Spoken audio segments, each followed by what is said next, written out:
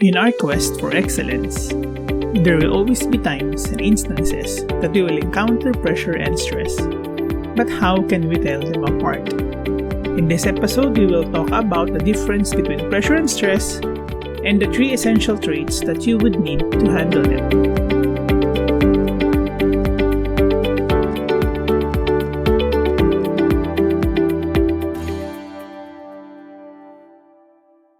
Being under pressure and experiencing stress can be similar, as one leads to the other.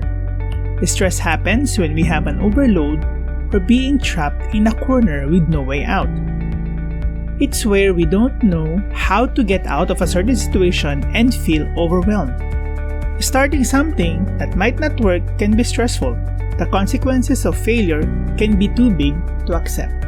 On the other hand, pressure is a choice that we always have some control over. In sports, we push ourselves to do better, and sometimes this means going harder on oneself. Similarly, in business, we may choose to take on too many engagements and try to balance too many tasks at once. Pressure usually is self-inflicted. Making too many goals can lead to unnecessary stress, but it is nothing that cannot be solved with some self-reflection.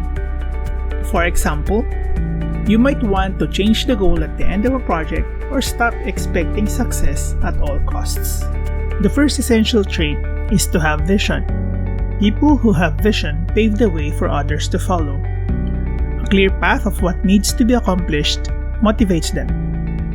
To them, getting it done is more important than the cost or stress involved in accomplishing their goal.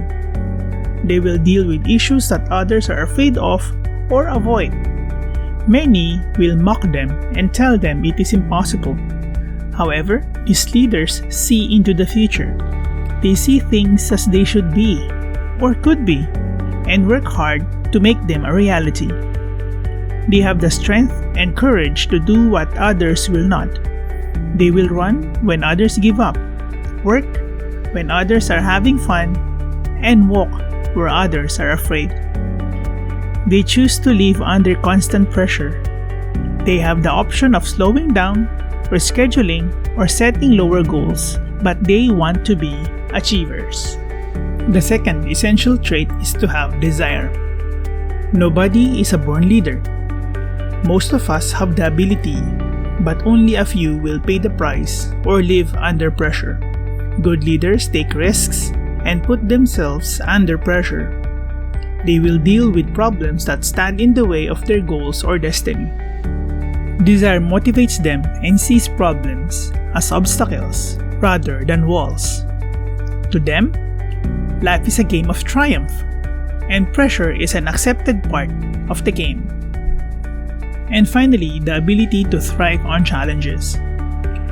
These leaders are constantly on the lookout for problems to solve. They thrive on them, which is why they are the best in the world. They understand that without challenge, there can be no achievement, and that without pressure, there can be no progress. So to be able to handle pressure and stress, we must lead and train ourselves to have focus. Distractions are an enormous problem of society today. Various information, sometimes even irrelevant, has filled the world, and that will take away our focus. My advice to you is to have a clear vision of who you want to be.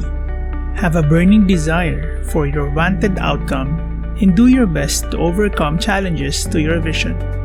Take a rest if you need to, but do not stop.